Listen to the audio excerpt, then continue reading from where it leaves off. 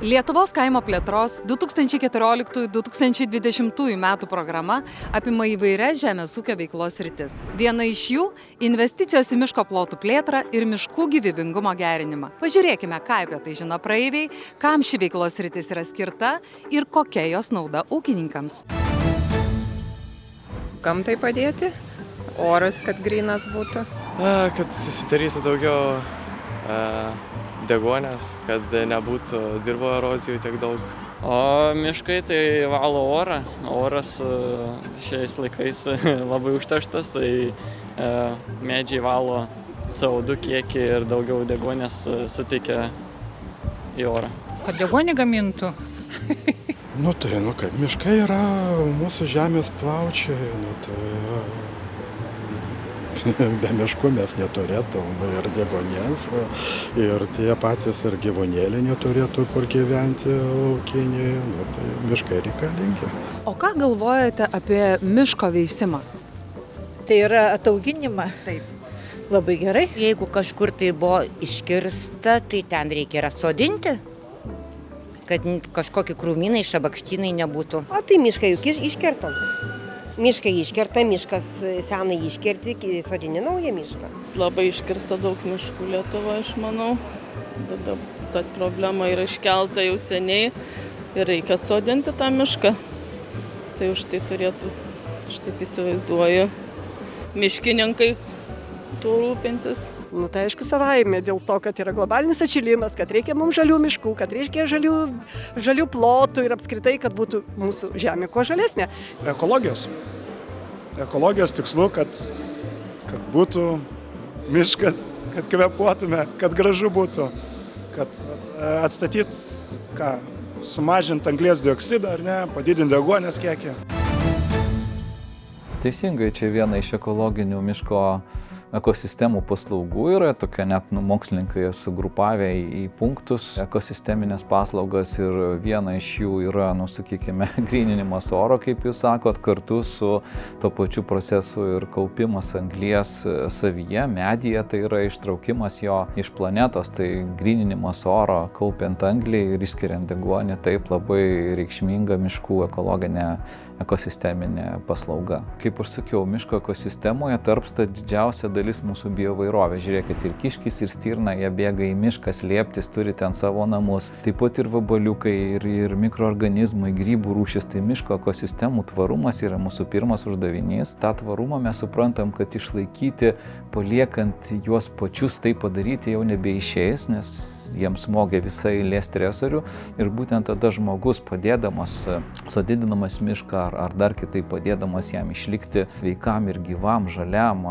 būtent prisideda prie to, ką jūs sakėt. Bet tada svarbu suprasti tokį faktą, kad jeigu mes žmonės privedėm Žemės planetą prie tokios būsenos su šiltnamio plėvelės apvilkimu, tai mes žmonės turim ir padėti mūsų miško ekosistemom atlaikyti šitą labai kompleksinį smūgį visų stresorių vienu metu. Tai yra, ką vedu, yra neteisinga palikti miškų savieigai, tikintis, kad jeigu jūs apibrėšit miško plotą ir ten neisite, kad jisai išliks. Gali neišlikti, gali likti krūmynai, pavyzdžiui, lazdynai, laukas, krūmynai ir visos kitos. Tai tada labai svarbu tą suprasti, kad irgi yra raktinės miško medžio rūšys, tokios kaip ąžuolas, eglė, kurios išlaiko miško ekosistemą. Su jomis keliauja visa eilė bioįvairovės faktorių ir rūšių. Jeigu tos rūšys raktinė žus, tai žus visa ekosistema. Tai va šitą reiktų suprasti. Ir tam reikalingos kompetencijos. Tai kompetencijos ir yra mūsų, būtent supratom, kad ir kitiem norim tą perduoti, kad tos kompetencijos įgaunamos daugiau universitetinio lygio mokymuose, kurie yra kompleksiniai, parodoma plačiau visas paveikslas. Bet pavyzdžiui, jeigu aš norėčiau savo nederlingas žemes apsėti mišku, ar už tai gaučiau paramą? Manau, kad būtų įmanoma. Net nežinau, jeigu jos nederlingos, tai nelabai gal ten kas ir išdygs, tai nemanau. Turėtų būti vyriausybės parama. Turbūt, nes gerai būtų, nes nyksta. Žemės plaučiai nyksta, dėl to būtų puiku. Aš manau, kad yra kažkokia programa skirta tam, bet ten turi reikalavimus turbūt įvykdyti visus, kokie keliami, po to taip plačiau nesidomėjau, bet parama neskiriama taip, savo yra atitinkami reikalavimai. Man atrodo, kad tam būtų parama, taip. Aš manau, kad galėčiau, galbūt reikėtų tiesiog pasiskaityti kažkokius teisinius aktus ir manau, kad tikrai būtų galimybė tokia. Ir pagal našumą, man atrodo, žemės tenai apsodinimas yra. Apsodinti galite ir derlingas, ir nederlingas žemės, tikrai nėra jokio absoliučiai ribojimo, tik tai gal kas ūkininkaujat nederlingose žemėse ir apsodinant miškų, kai yra teikiama paraiška, teikiamas balas papildomas už veisimą miško nederlingose žemės. Ir papildomai duodama 15 balų tokiom paraiškom ir kai surenkamos paraiškos, jos yra suvertinami balai, reitinguojama, kas daugiausiai surinko balų gaunasi pirmumo eilė, kas jeigu ten tam tikrų lėšų trūksta ir tų balų surinko mažiau, gali likti ir eilės gale arba už brūkšnio ir tais metais negauti paramos. O ar, pavyzdžiui, gali būti skiriama parama, kad būtų sutvarkyti krūmynai? Manau, kad jo. Kodėlgi ne? Tas pats procesas, manau, dalis proceso. Vat nežinau. Krūmynus. Gal čia kažkoks miško tvarkymo programa, gal kažkokia yra, neįsivaizduoju. Ne, šitas ne. Tiesa yra ta, kad krūmynų sutvarkymui parama gali būti skirta.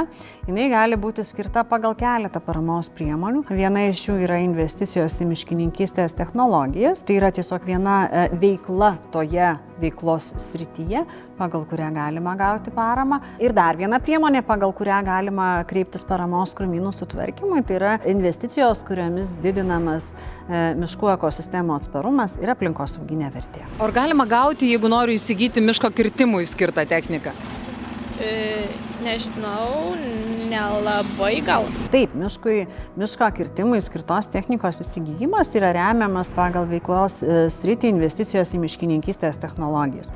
Tai maksimali paramos suma pagal šią veiklos sritį yra galima iki 100 000 eurų. Visų pirma, tai dėl ekologijos, dėl švarumo oro, miškai valo, tai mūsų, kaip sako, gamtos plaučiai yra. Tai vienas dalykas, antras dalykas, tai turbūt kiekvienam žmogui malonus pabuvimas tarp medžių arba prisilietimas netgi prie medžio. Atsiėmėm iš tėvų paveldėtą žemę.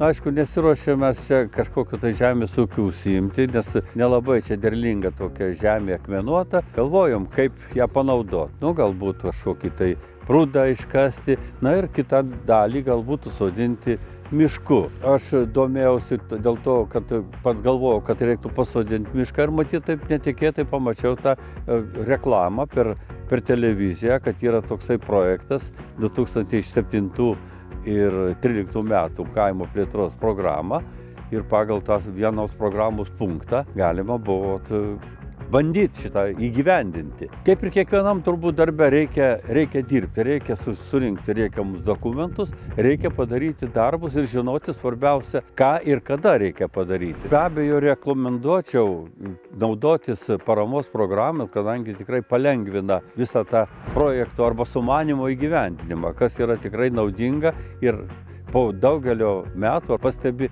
kad tas labai buvo naudinga ir atsipirko. Jeigu to būčiau nesiėmęs, savų lėšų man būtų neužtekę ir tikrai to miškelio šiandieną nebūtų. Dėkojame, kad žiūrėjote. Daugiau informacijos apie Lietuvos kaimo plėtros programas galite rasti Nacionalinės mokėjimo agentūros interneto svetainėje. Gal jūs pasakysite, kokiu tikslu yra skatinamas miško veisimas?